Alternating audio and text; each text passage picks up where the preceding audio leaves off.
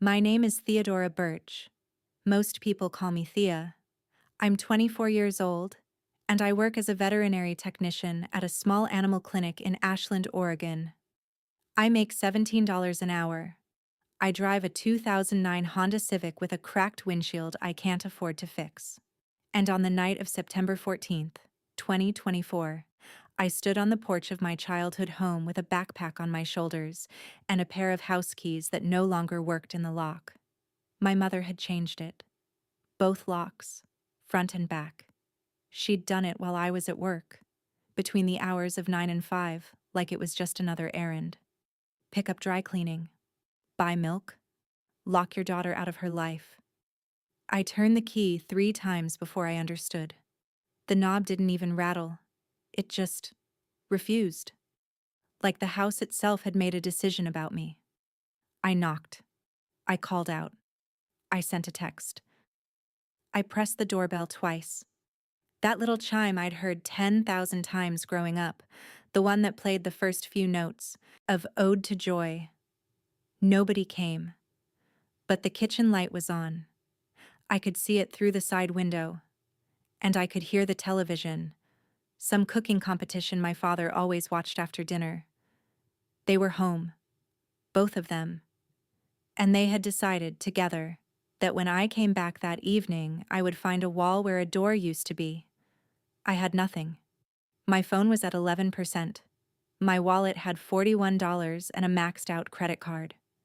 Everything else, my clothes, my documents, my laptop, my mother's pearl earrings she gave me on my 18th birthday, all of it was inside, behind that new lock. Before I go on, if this story hits close to home, I'd appreciate it if you hit like and subscribe. Drop your city and the time you're watching in the comments. I love knowing who's out there listening. Now, let me take you back to the beginning. I didn't cry right away. That came later. In the first few minutes, I just stood there replaying the last 72 hours, trying to figure out what I had done that was so unforgivable that my own parents would erase me from their house on a Tuesday. And I kept coming back to the same moment. Sunday dinner, the roast chicken, my sister Margot sitting across from me, smiling at me with a look I should have recognized, but didn't. See, the thing people don't understand about betrayal is, it doesn't always arrive screaming. Sometimes it sits down at the table with you. Sometimes it passes you the salt. 3 days before I got locked out, my sister told my parents something about me, something untrue, something so perfectly designed to destroy me that when I eventually learned what it was, I almost admired the craftsmanship of it. But I'm getting ahead of myself. Let me tell you about the stranger first, because if he hadn't stopped his car on Willow Creek Road at 8:47 that night, if he'd just kept driving like everyone else, I don't know where I'd be right now. Honestly. I've thought about it 100 times, and every version of that alternate future is dark. I was walking.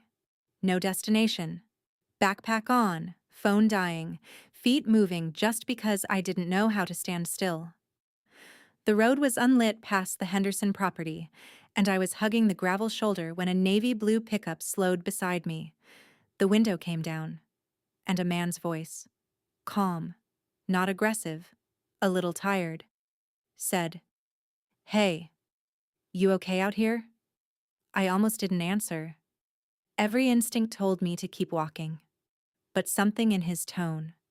It wasn't curiosity. It wasn't pity. It was concern.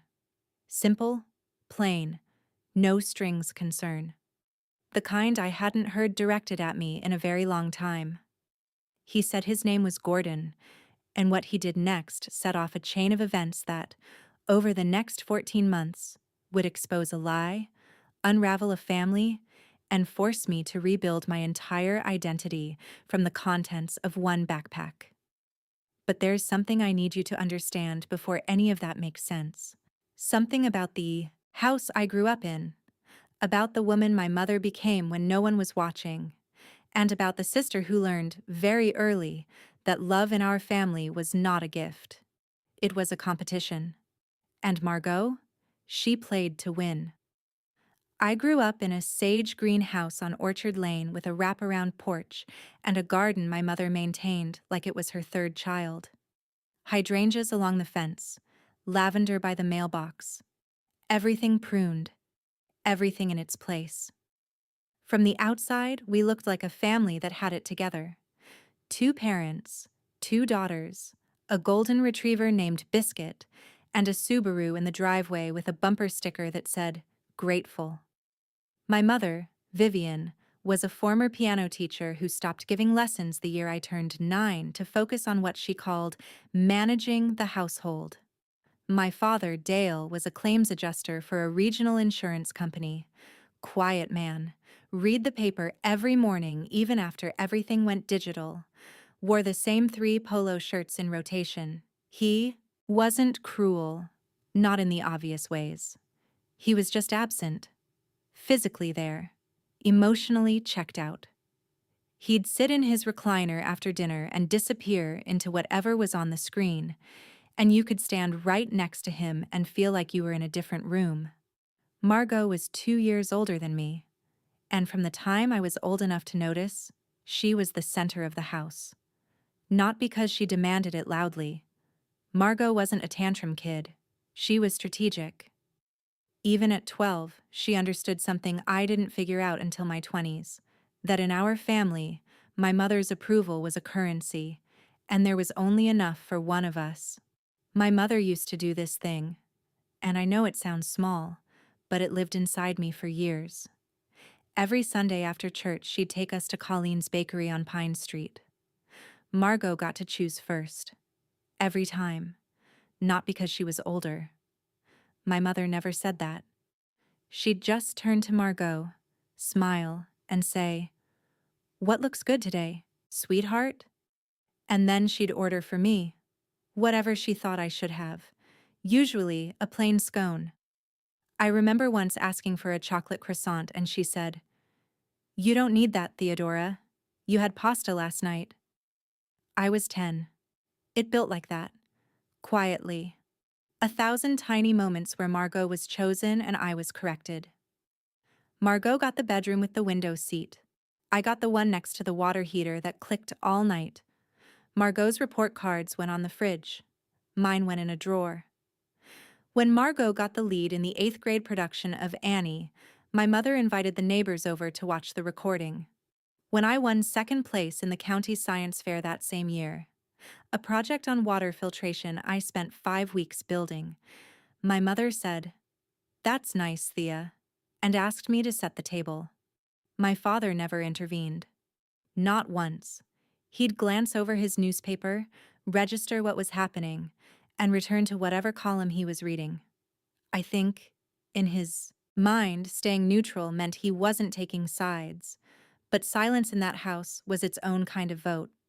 And it always went to Margot. By high school, I'd learned to shrink. I stopped asking for things. I stopped showing my mother my grades. I got a part-time job at a pet supply store when I was 16, partly because I loved animals, partly because it gave me somewhere to be that wasn't home. The owner, a woman named Patrice, once told me I was the most dependable worker she'd ever hired. I almost cried in the stockroom, because no one had ever used the word dependable to describe me before. At home, the word they used was difficult. My mother liked to say I had a contrary spirit. That was her phrase for it. Whenever I disagreed with her, whenever I didn't move fast enough or smile wide enough at a family gathering, she'd shake her head and say, "There's that contrary spirit again, Theodora." She never hit me. She never screamed. But she had this way of making you feel like your very presence was a mild inconvenience she was graciously tolerating.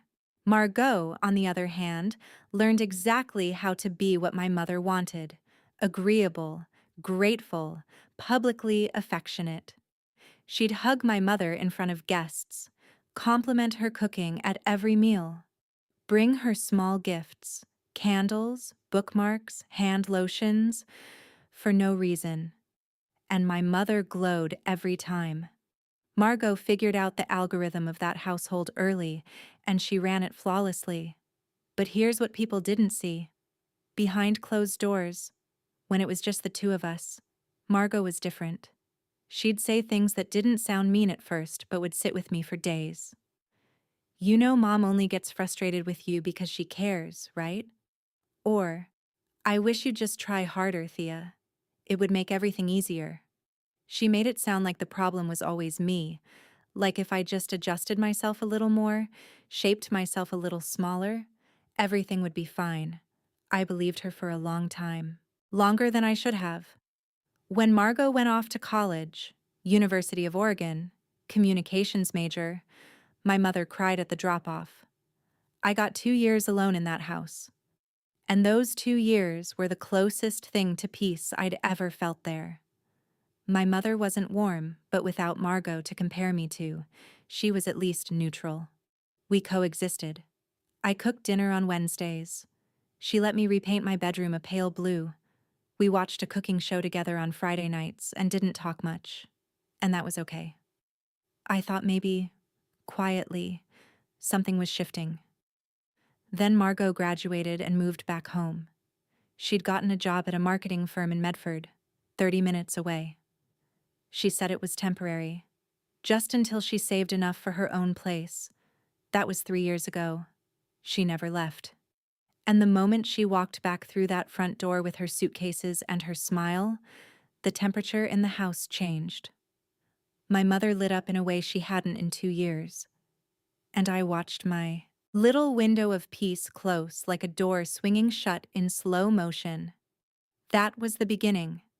But the thing that got me locked out, the lie Margot told at that Sunday dinner, that was something I never could have predicted. Because it didn't just make my parents angry. It made them afraid of me. The Sunday dinner was September 11th. I remember because my father had put a small flag on the porch that morning, the way he did every year. My mother made roast chicken with rosemary potatoes and green beans from the garden. Margot brought a bottle of wine, something she'd started doing, these little gestures that made her look thoughtful. She poured a glass for my mother first. Always my mother first. I'd come home from work tired. A dog had come into the clinic that afternoon, a beagle mix, maybe 4 years old, with a broken leg and no collar. The owner never showed up.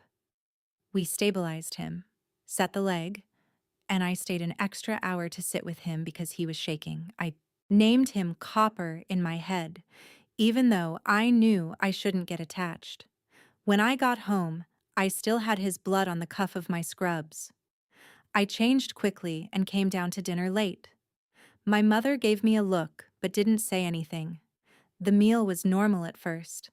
My father talked about a claim he'd been processing. Margot told a story about a coworker who accidentally sent a personal email to a client. My mother laughed. That particular laugh she saved for Margot, the one that sounded almost girlish. I ate quietly. I was thinking about the beagle. Then, toward the end of dinner, Margot said something that made the air shift. "Mom, can I talk to you and Dad about something after dinner? It's kind of serious." My mother's face changed immediately. Concern. Protectiveness. She reached across the table and touched Margot's hand. "Of course, sweetheart. What is it?" Margot glanced at me. Just a flicker. Then she looked down at her plate and said, "Maybe just the three of us." I didn't think much of it at the time. Margot liked private conversations with my parents. It made her feel important, and it made me feel excluded, which I think was part of the point. I cleared my plate, loaded the dishwasher, and went upstairs to my room. I called my friend Nell. We talked about a hiking trail she wanted to try the following weekend. I took a shower. I went to bed.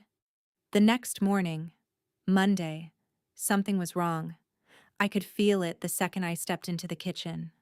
My mother was standing at the counter with her back to me. She didn't turn around when I said good morning.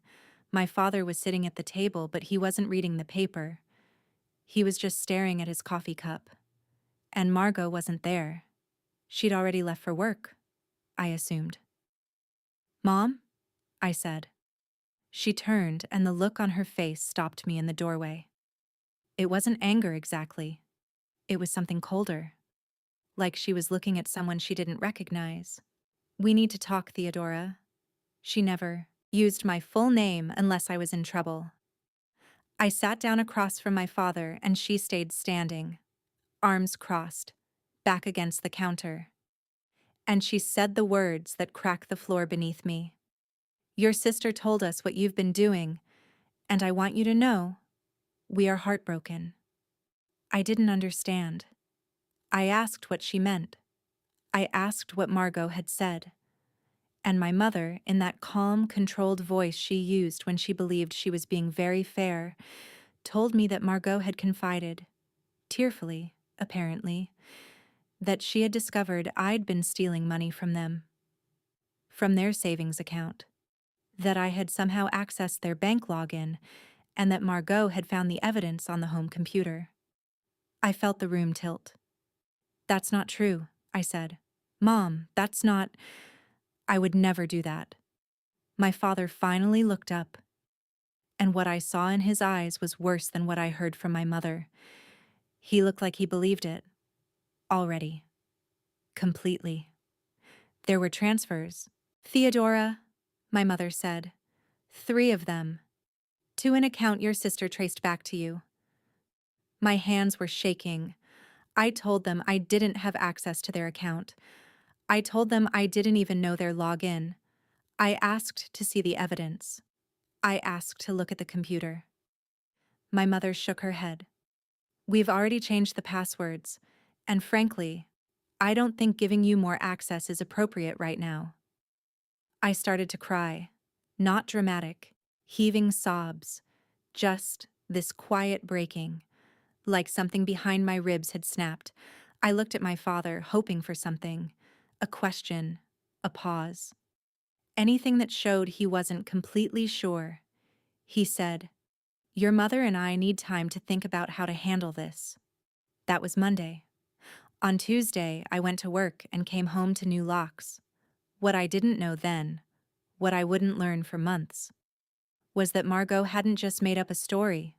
She had built one. She had opened a checking account at a credit union across town using my name, and a copy of my ID she'd taken from my desk drawer. She had moved small amounts, 200 here, 300 there, from my parents' joint savings into that account over a period of 6 weeks. Then she'd left the browser history on the family computer just visible enough for it to look like someone had tried to cover their tracks and failed. It wasn't impulsive. It wasn't a moment of jealousy that spun out of control. It was a project. Planned, layered, and executed with the patience of someone who had been studying how to destroy me for years.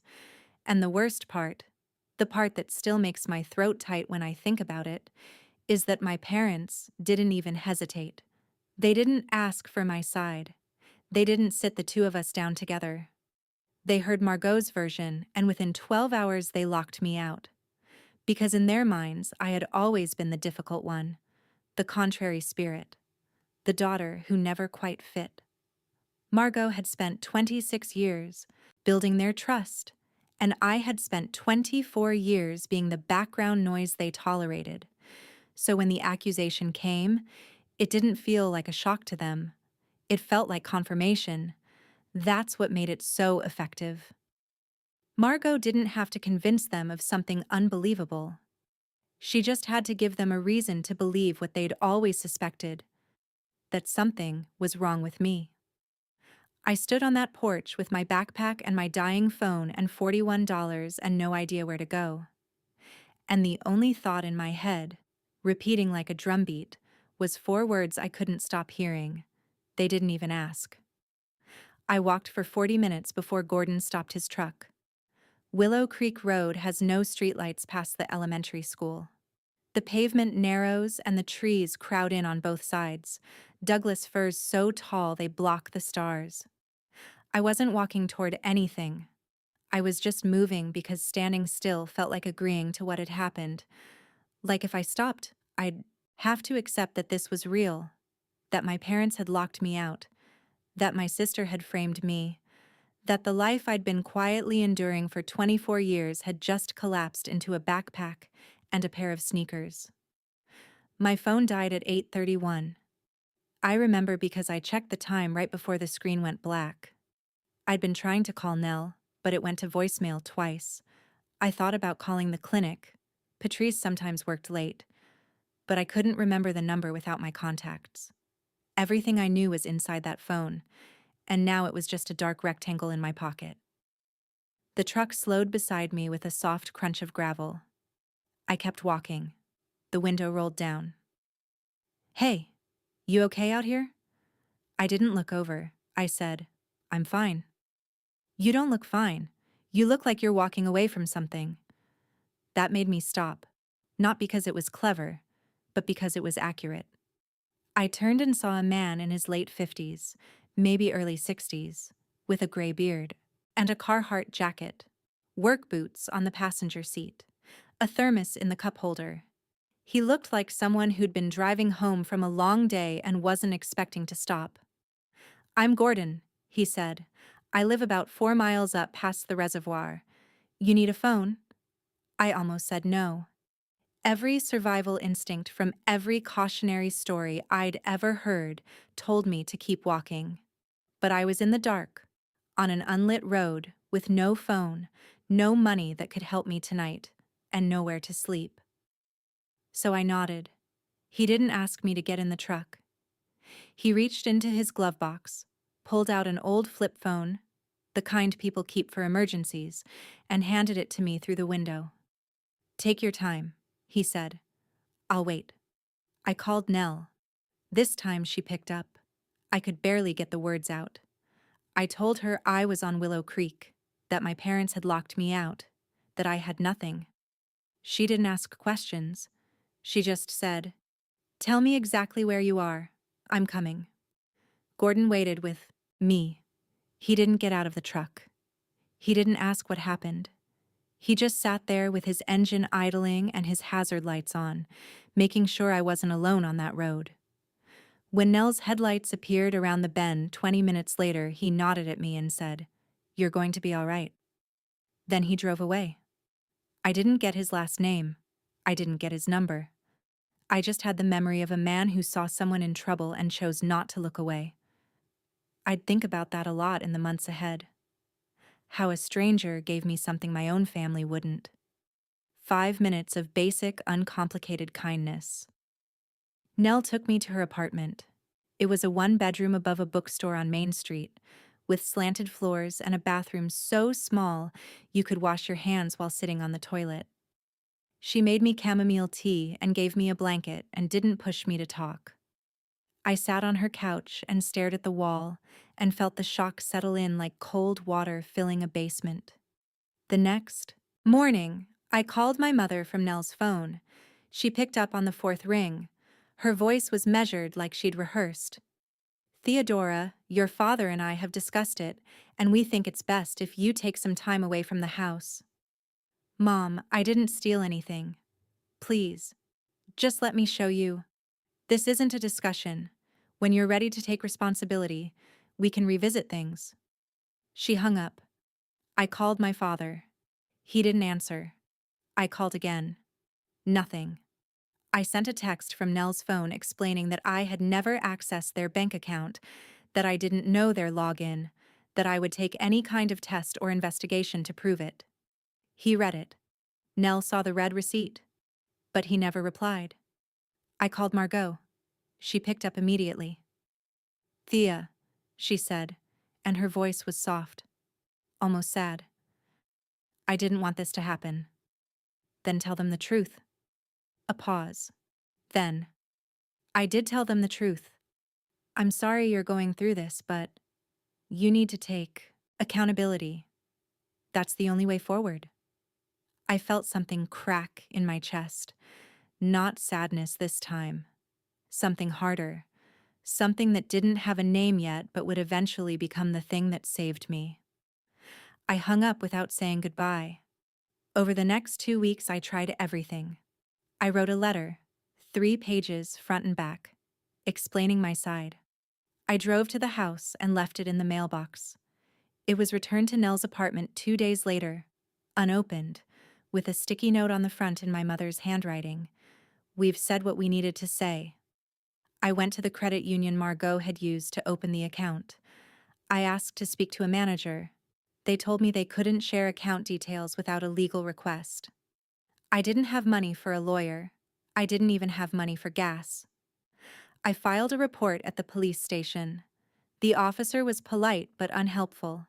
He said family financial disputes were complicated, that without clear proof of identity theft, there wasn't much they could do right now. He suggested mediation. I almost laughed. I lost weight. Not on purpose. I just forgot to eat. Nell would leave granola bars on the coffee table before she went to work, and sometimes I'd eat one at 4 in the afternoon and realize it was the first thing I'd had all day. I stopped sleeping through the night. I'd wake at 3 a.m. and lie there in the dark, replaying my mother's voice. "When you're ready to take responsibility." Like I was the criminal. Like the verdict had already been delivered and all that was left was my confession. But somewhere around the end of that second week, I think it was a Thursday, because Nell had yoga on Thursdays and I was alone in the apartment, I caught myself in the bathroom mirror. My eyes were swollen.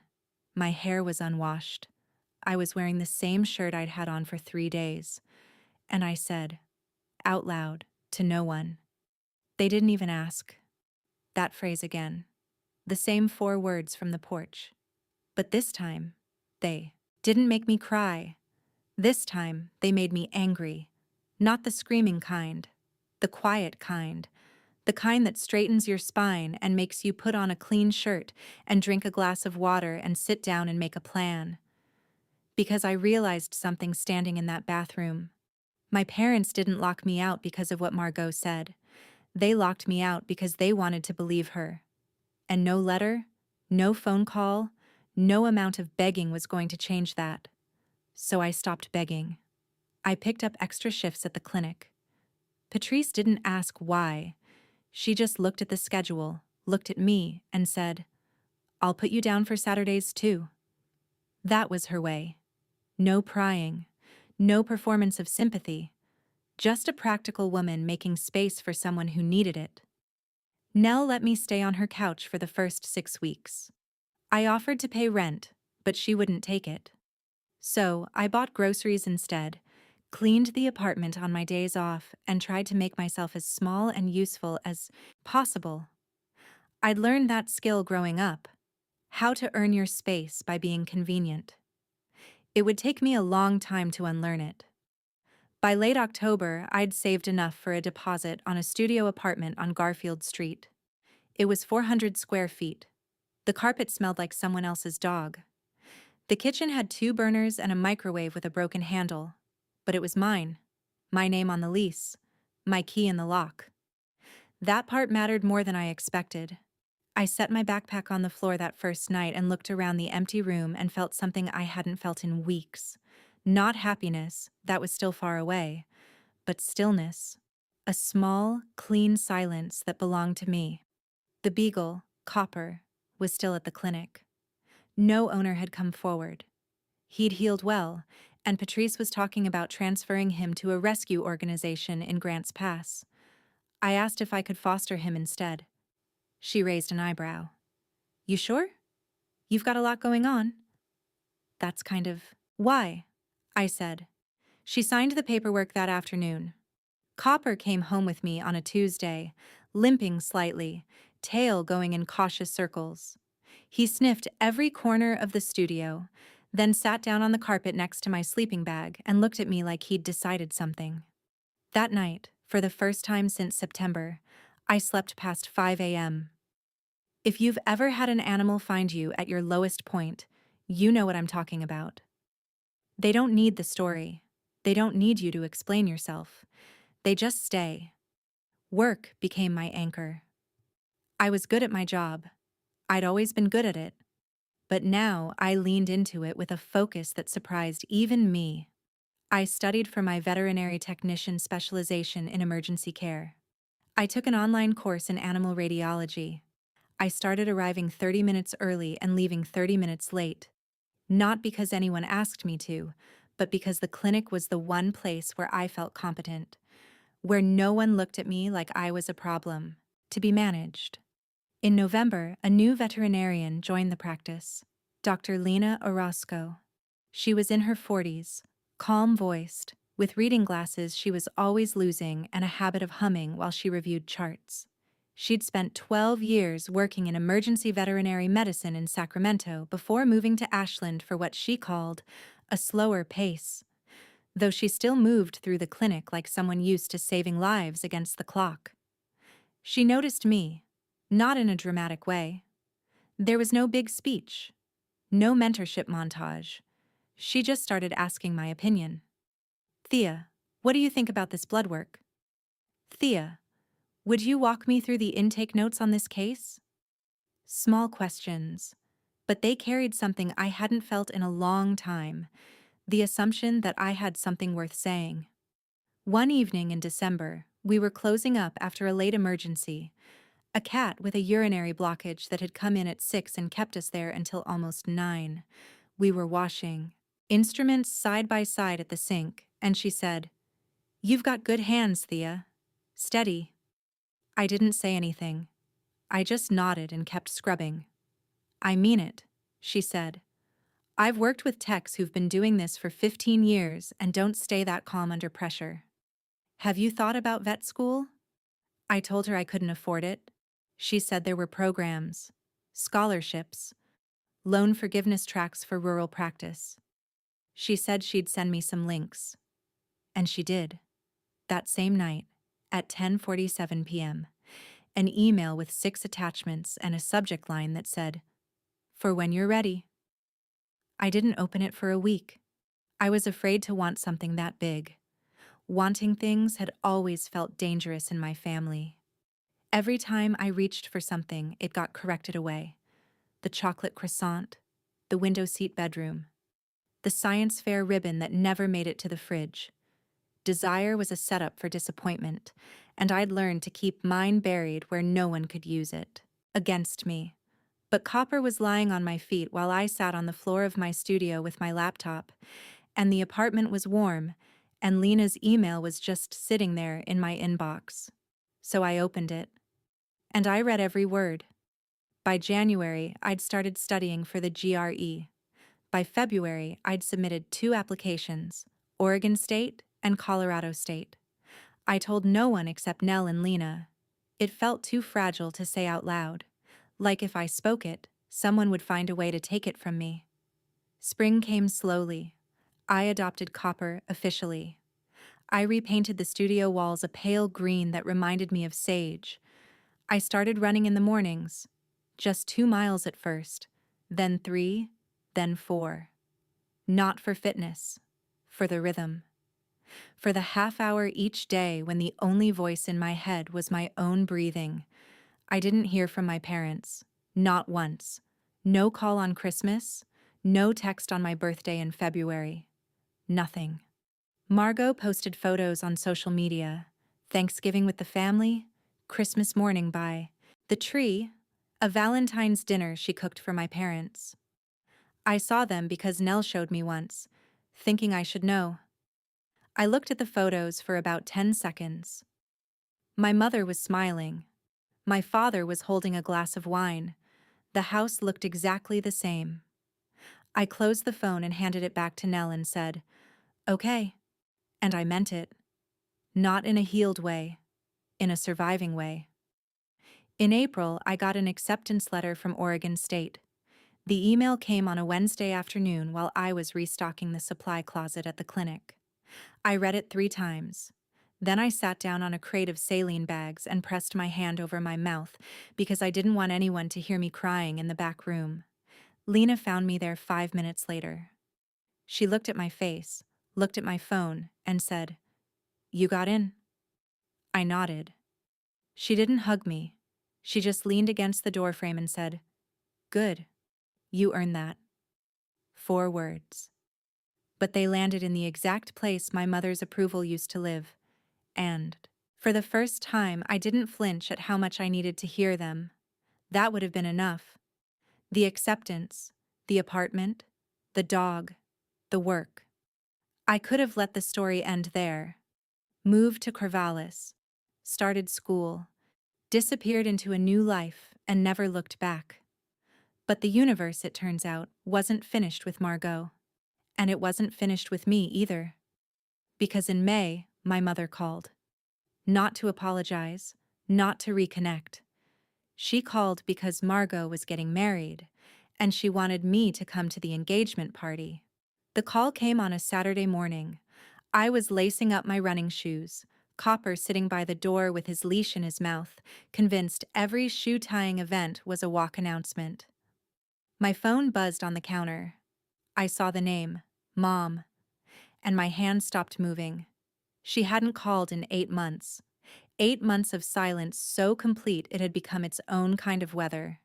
And now, on a Saturday in May, while I was about to take my dog for a run, she called like it was nothing. Like the gap between us was a puddle you could step over. I almost didn't answer, but something in me, not the hopeful part, not the wounded part, something more clinical, more curious, reached for the phone. Theodora.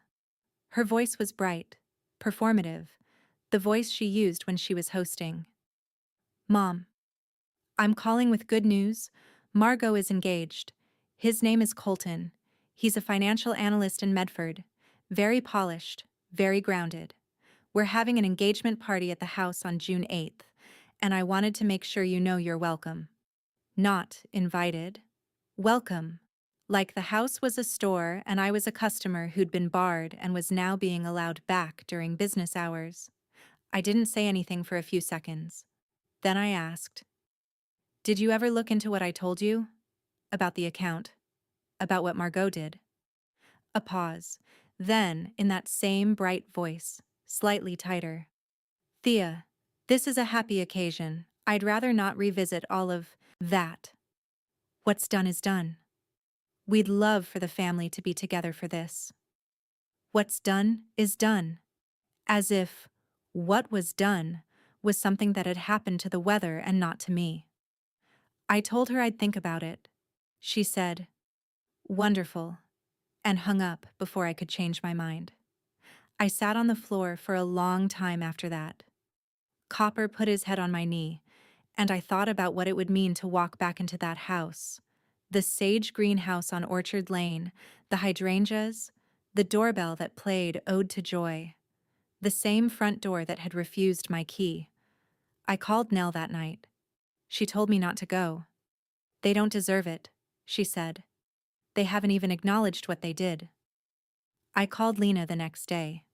She listened without interrupting, then said, "What do you want out of it?"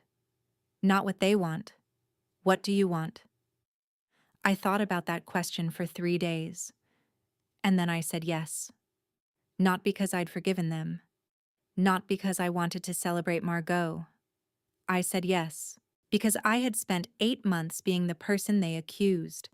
A ghost, a silence, an absence they could reshape into whatever story made them comfortable. And I was done being edited out. I wanted them to see me, standing, whole, unflinching. I wanted to walk into that house as the person I'd built from nothing and let them sit with the distance between who I was and who they'd decided I was. And, though I didn't fully admit this to myself yet, I had a feeling. A small, cold feeling in the back of my mind that the engagement party would put Margot in a room with people who knew both of us, and that, in a room like that, cracks have a harder time staying hidden. June 8th was warm. I wore a navy dress I'd bought at a thrift store in Medford. Simple, fitted, no jewelry, except a small silver watch Nell had given me for my birthday. I drove to Orchard Lane with the windows down and parked 2 houses away because the driveway was full. The porch looked the same. The hydrangeas were blooming. The flag holder was empty now. No occasion for it. I stood at the bottom of the steps for maybe 15 seconds, and then I walked up and rang the doorbell. My mother opened the door. She looked at me, and something moved behind her eyes. Surprise, maybe, that I'd actually come. Then she smiled. That public smile. "Thea, you look wonderful. Come in." The house smelled like garlic bread and white wine. There were about 30 people inside. Family friends, a few cousins I hadn't seen in years, some people I didn't recognize who I assumed were Colton's side. Margot was in the living room, standing next to a tall man with a neat haircut and an expensive watch. She was laughing. She looked perfect. She always looked perfect. When she saw me, her laugh didn't stop. It faded like someone slowly turning down a dial. She crossed the room, hugged me, and whispered, "I'm so glad you came, Thea." Her hand rested on my back for exactly 2 seconds. "Practiced." I smiled. I said congratulations. I shook Colton's hand, and then I moved through the room the way I'd learned to move through that house my whole life. Quietly, carefully, taking up as little space as possible. But this time, I was watching. "Tell me what you would have done. Would you have gone? Would you have stayed home?" I still think about that. The evening shifted around 9. Most of the guests were in the backyard where my father had set up folding tables and string lights. I was standing near the back door with a glass of water when my Aunt Georgia, my father's sister, a woman who had always been kind to me in the vague, distant way of someone who knows something is wrong but doesn't want to get involved, pulled me aside. "Thea," she said, "I need to tell you something. I wasn't sure if I should, but I've been carrying it for weeks, and it's not sitting right with me." I looked at her. She was holding her wine glass with both hands, the way people do when they're nervous. "Margot borrowed money from me in March," she said. $5,000. She said it was for a deposit on a new apartment. But she never moved. And when I asked about it last week, she got very defensive. She said she'd pay me back after the wedding, and then she changed the subject. My heart was beating so hard I could feel it in my fingers. "Georgia," I said slowly, "did she ever mention anything to you about an account at a credit union? Anything about money missing from my parents' savings?" Georgia looked confused. "No. What do you mean?" I didn't tell her everything. Not yet. But I asked one more question. When she borrowed the money, how did she sign for it? Did she use her own name? Georgia frowned. "She didn't sign anything. I wrote her a check. She said she was depositing it into a new account she'd just opened." I felt the ground shift beneath me. Not like an earthquake, like a lock turning. I thanked Georgia. I kept my face steady. I walked back. Inside, set my glass on the counter, and stood in the kitchen for a moment, breathing. Through the window, I could see Margot in the backyard, arm around Colton, laughing with someone's uncle, looking every inch the golden daughter on the best night of her life. And for the first time in 8 months, I didn't feel small. I didn't feel angry. I felt something far more dangerous. I felt patient, because now I had a thread, and I was going to pull it until the whole thing unraveled. I didn't confront Margot that night. I didn't pull her aside, didn't cause a scene, didn't give her a single reason to put her guard up. I stayed at the party for another 45 minutes. I complimented my mother's garlic bread. I asked Colton polite questions about his work. I hugged Aunt Georgia goodbye and told her I'd call her soon.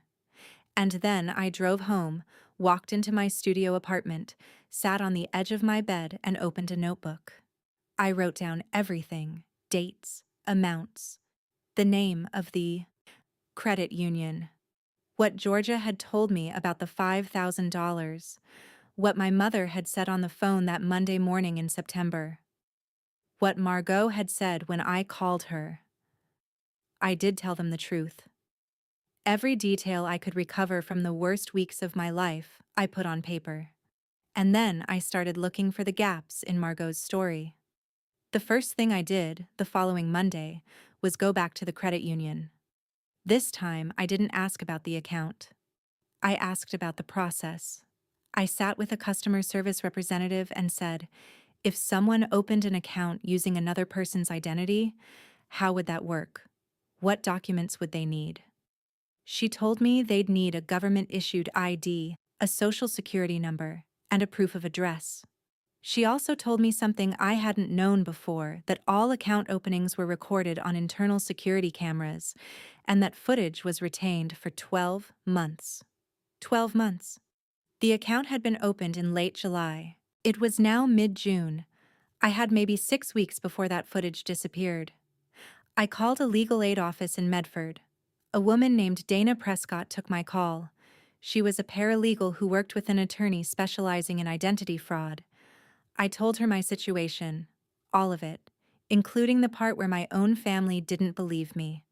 She was quiet for a long time, then said, "Can you come in Thursday?"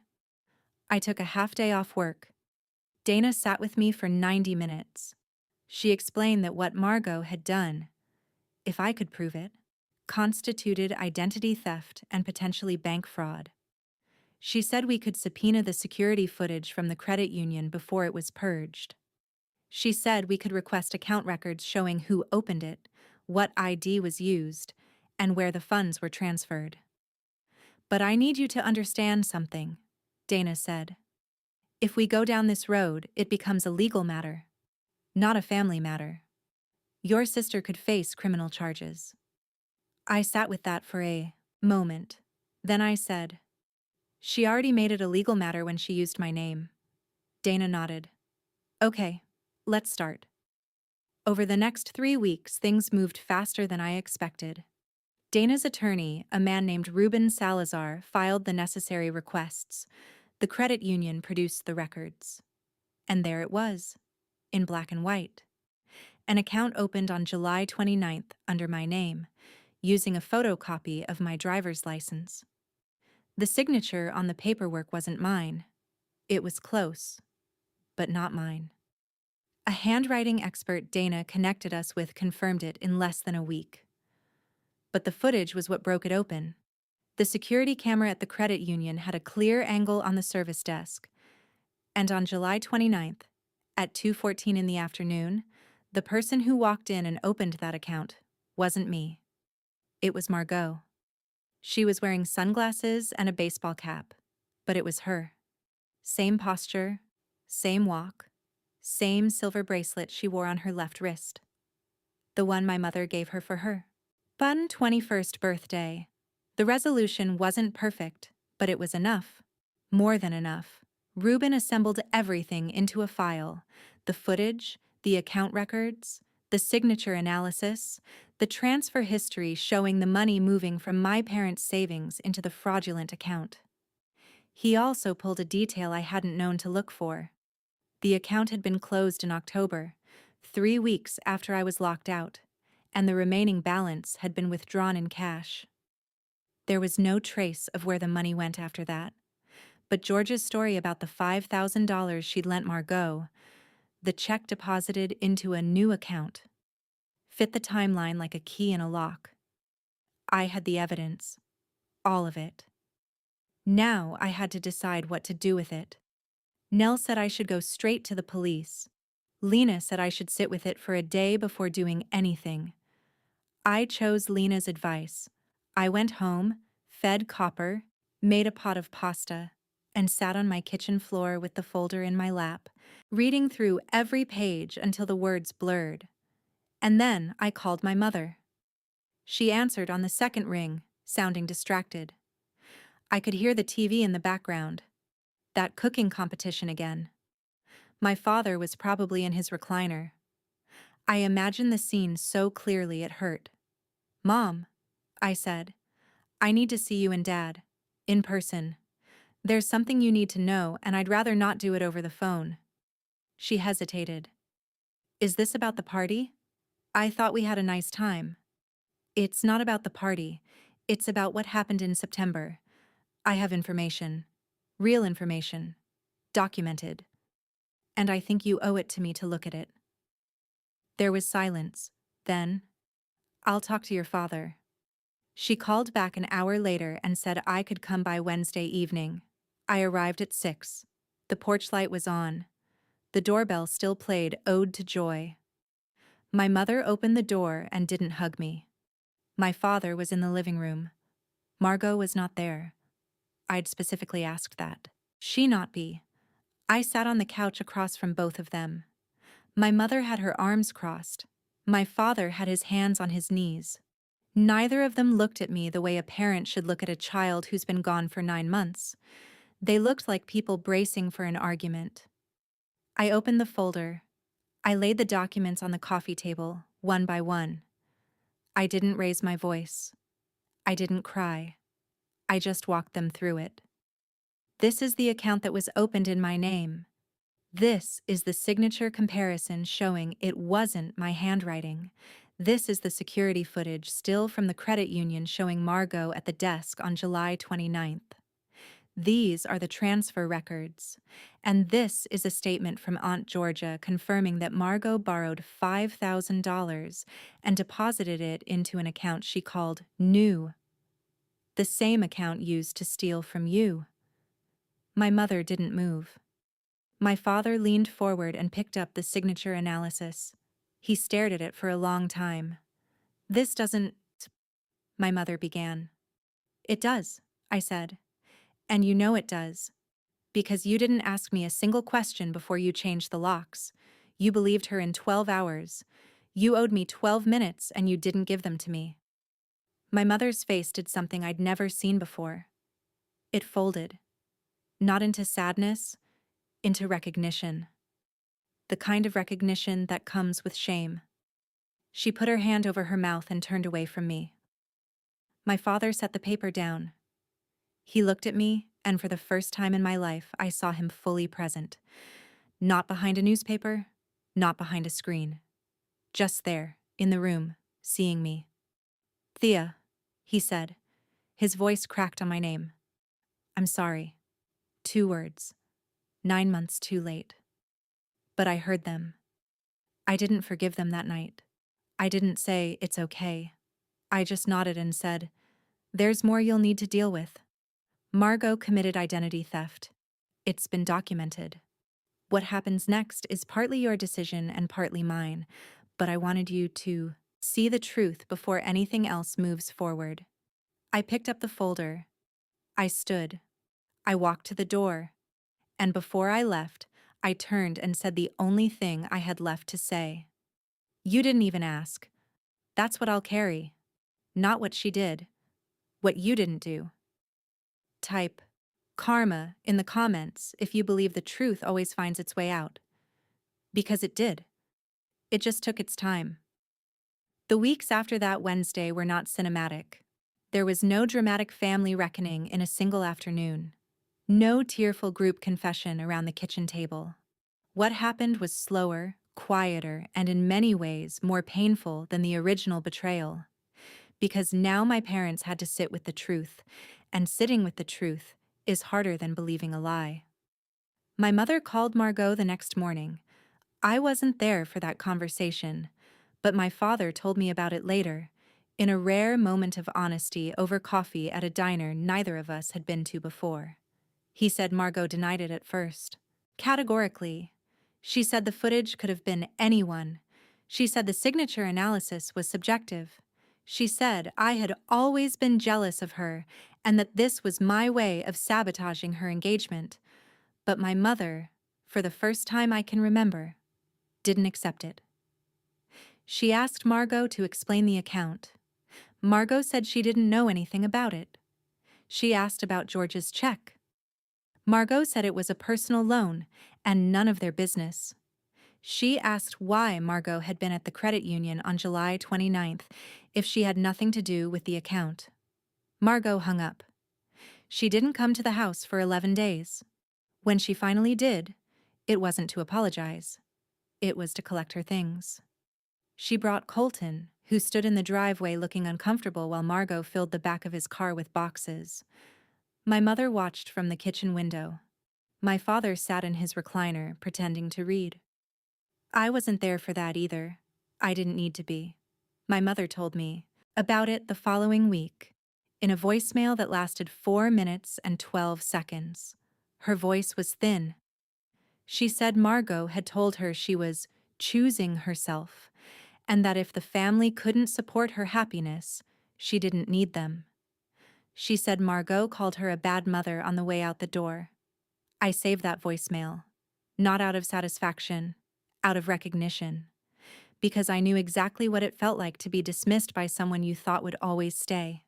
If you've ever watched someone who hurt you face their own consequences, not because you engineered it, but because the truth simply caught up, you know it doesn't feel the way you expect. It doesn't feel like victory. It feels like standing in a room where something broke a long time ago, and now everyone can finally see the crack. Ruben Salazar, the attorney, gave me a choice. I could press charges: identity theft, bank fraud, both carrying potential felony weight, or I could pursue a civil resolution. I thought about it for a week. I talked to Lena. I talked to Nell. I sat on my kitchen floor with Copper's head in my lap and went back and forth until the options stopped spinning. I chose the civil route, not because Margot deserved mercy, because the criminal process would have consumed me. It would have meant hearings, depositions, courtrooms, and months of my life organized around her. I'd already given her enough of my time. So Ruben drafted a restitution agreement, full repayment of the stolen funds to my parents, a notarized admission of the fraudulent account, and a clause that if Margot ever attempted anything similar, the criminal evidence would be forwarded to the district attorney immediately. She signed it. Her attorney advised her to. The alternative was worse.